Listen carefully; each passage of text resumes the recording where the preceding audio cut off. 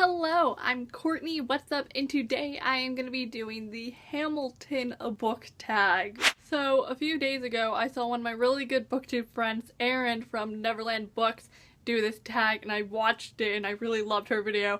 And I've thought about doing this tag before, but after watching her video I was just like, I have to do this now. While Erin is this Hamilton hipster and has been on the Hamilton bandwagon since like the Hamilton album got released, I've been a Hamilton fan since like January or February, somewhere around that time, but I really got hooked onto it after the Hamilton cast performed at the Grammys this past February. That's when I like really started listening to all the songs. I love Hamilton so much. For a really long time, Hamilton was like the only music I listened to. Like, I didn't know what was popular at the time because Hamilton was the only thing I wanted to listen to. I didn't care about any other music. Hamilton was just my life. But now I don't listen to just Hamilton. Like, I listen to other songs too, but every once in a while I do listen to just Hamilton, and like that's it.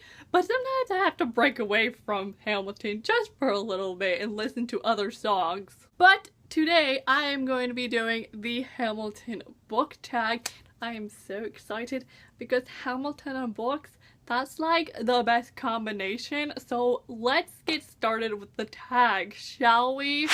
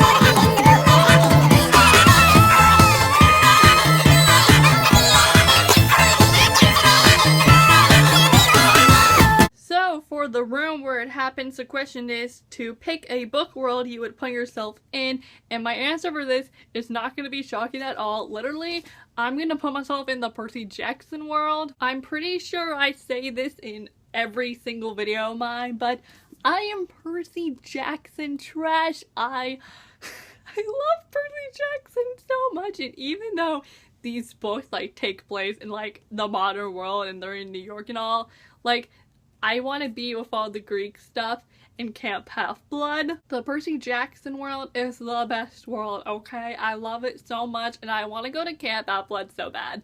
Like, I want to be like Rachel and be like an honorary mortal. Can I have that title? Because, you know, I want to go to Camp Half-Blood.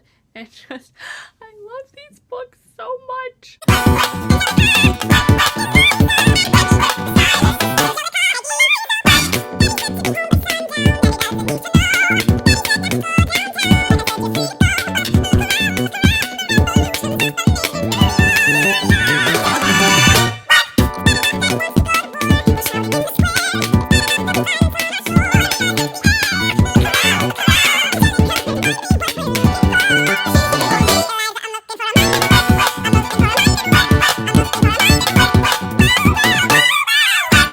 For the Schuyler sisters, the question is to pick an underrated female character, and I'm gonna steal Erin's answer because when she said her answer for this, I was like, oh my goodness, yes.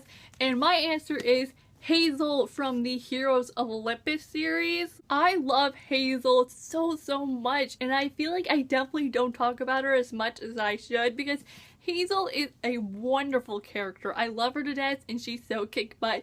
And she's amazing! Hazel and Frank, especially Frank, do not get enough appreciation. Like, we need to talk about them more, okay?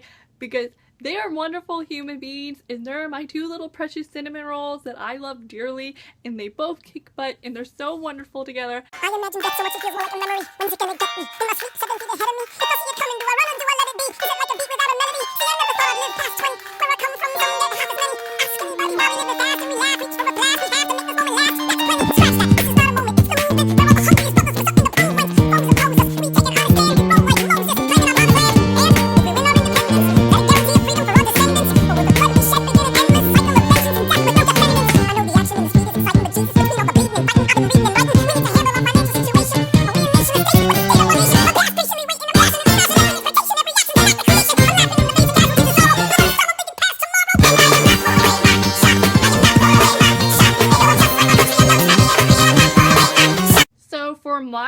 But the question is a character that goes after what they want and doesn't let anything stop them.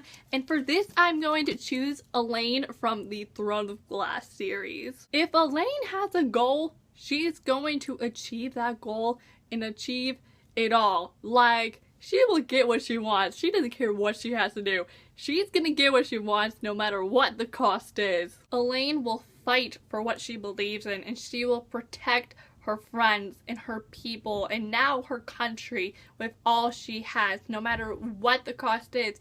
She is going to protect everyone she loves, and she is so strong, and she can do that. She is capable of protecting everyone, letting everyone live, because she'll make whatever sacrifices she has to take. And Elaine is just, she's so powerful, it's scary.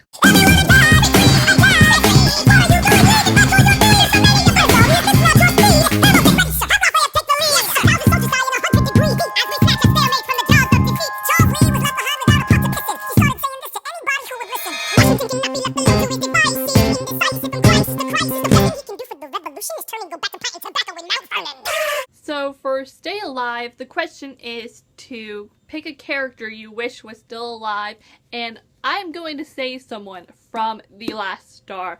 But if you haven't read this book yet and you do not want to be spoiled, I would mute your screen right now and leave your screen muted until my spoilers warning. That's going to be in the corner. I don't know which corner it's going to be in, but there will be a spoilers warning in one of these corners. So when that disappears, you can remute your screen. But if you haven't read the book yet and you don't want to be spoiled, please mute your screen right now because I am about to go into spoilers for this book. But my answer for this is Cassie from this book. Sadly, she dies in the end, and honestly, I didn't believe that she was dead at first. Like, you know, it exploded and everything, but I was like, you know, she could still live, right? But she didn't live. There was like no chance of her surviving that. But you know, I had that hope though, because a lot of characters can survive the craziest things. But she died, and it was terrible, but like understandable. Like, I see why she died. Like, it was a sacrifice to save everyone else, but like still, I didn't want her to die, and I honestly wish she was still alive because she deserves to live.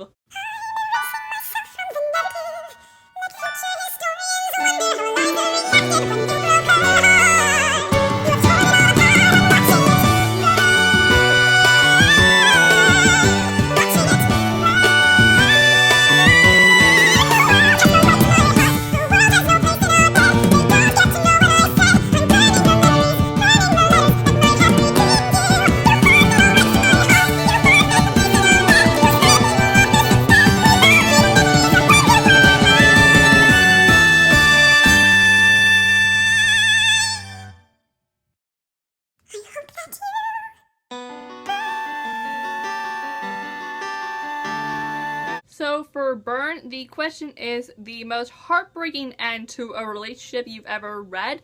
And for this, I'm going to choose a relationship from Unravel Me. But like I just said a few minutes ago, if you haven't read the book yet and you don't want to be spoiled, please mute your screen until my spoilers warning disappears, because I am about to spoil some stuff from Unravel Me, so mute your screens right now until the spoiler warning disappears. But my answer for this is, of course, Juliet and Adam's relationship. Sadly, it goes so downhill. You know, I was Team Adam during Shatter Me, but then I started this and I was just like, ooh, Adam, I don't like this. And I was already spoiled for who Juliet was gonna end up with, so I knew the Juliet and Adam relationship was gonna go downhill, and it went so bad. Like, I felt like their breakup could have ended good, like they could have still been friends and all, but it ended terribly, and it was so hard for me to read it because I was like, there's so much yelling and crying, and I was like, this is so bad, and just, it was a terrible end to their relationship. You'll be back, soon you'll see. You remember you belong to me. You'll be back, time will tell. You remember that I served you well. Oceans rise, empires fall. We have seen each other through it all. And when push comes to shove, I will send a fully armed battalion to remind you of my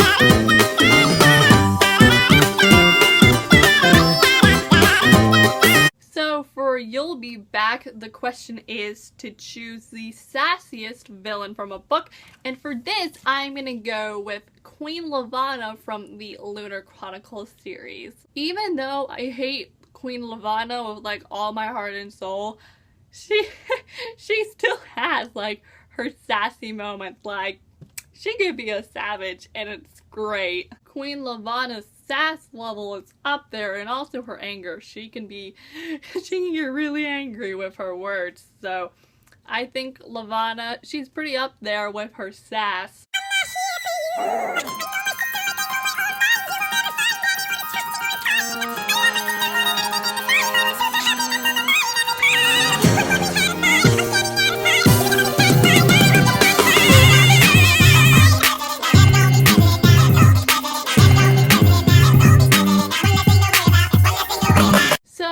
The Reynolds pamphlet, the question is a book with a twist that you didn't see coming. And for this, I'm going to go with something that happens in A Court of Mist and Fury. And like I've been saying, if you haven't read this book yet and you don't want to be spoiled, please mute your screen right now, and you can put your volume back on when the spoilers warning disappears. So if you haven't read this yet and you don't want to be spoiled, please mute your screen right now. But my answer for this is when Farah finds out that Rhysand is her mate. Oh my gosh, I about flipped out. I didn't see that coming. And even though it was like good news, because at that point in the book, I was like, oh, I'm Team Rhysand. When are Rhysand and Farah gonna get together, you know? At that point also, Rhysand was injured, and then Farah found the Suriel, then the Suriel told her, and that was like the worst way it could have happened. And then Farah got all mad at him, and it was so sad, because I was like, you guys were so close to being a thing, and then it just went down the drain, and I didn't see it coming at all. I was like, I'm glad that happened, but just how it happened, I was just like, why is it happening like this? John Jay got sick after writing 5. James Madison wrote 29. Hamilton wrote the other 51. How do you write it? You're running out of time. Everything you write it, you're running out of time. Everything you write it, you're running out of time. You're running out of time. You're running out of time. How do you write that tomorrow won't arrive? How do you write that you need it to survive? How do you write every second you're alive? Every second you're alive. Every second you're alive. They're asking me to lead. I'm doing the best I can to get the people that I need. I'm asking you to be my right hand. Treasury or state. I know it's a lot to ask. Treasury or stay behind the world you love. So do you want me to run the Treasury or State Department? Treasury. Let's go. Alexander, I have to leave. Alexander, look around at how lucky we are to be alive right now.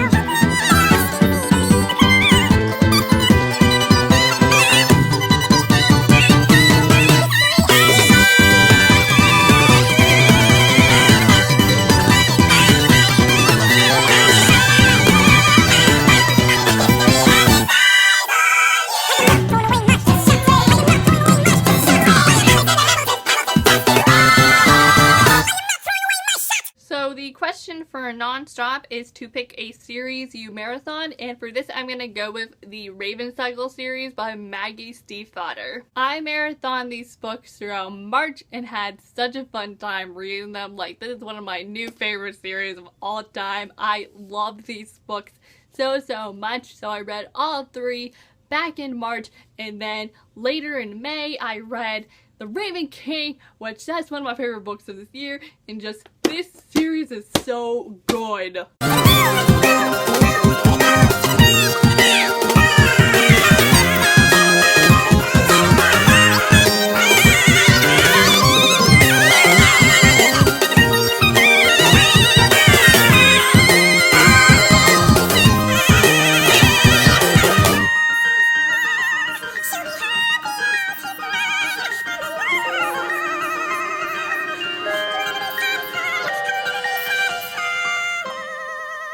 So for Satisfied, the question is your favorite book with multiple point of views, and for this I'm gonna go with Six of Crows. Six of Crows has 5 different point of views, I think, because there's not a Wyland point of view in this book, but I love everyone in this book. This book is so good. If you haven't read Six of Crows yet, like, you should, because it's wonderful. But I had such a fun time reading this book, and I love all the characters in the story, and I am so excited for Crooked Kingdom and to be reunited with everyone. Let me tell you what I wish I'd known when I was young and dreamed of glory. You have no control. Who lives, who dies, who tells your story? President Jefferson, I give him this. His financial system is a work of genius. I couldn't undo it if I tried. And I tried. Who lives, who dies, who tells your story? President Madison, he took our country from bankruptcy to prosperity. I hate to admit it, but he doesn't get enough credit for all the credit he gave us. Who lives, who dies, who tells your story? Every other founding father story gets told. Every other founding father lives to grow old. But when you're gone, who remembers your name? Who keeps your flame? Who tells your story?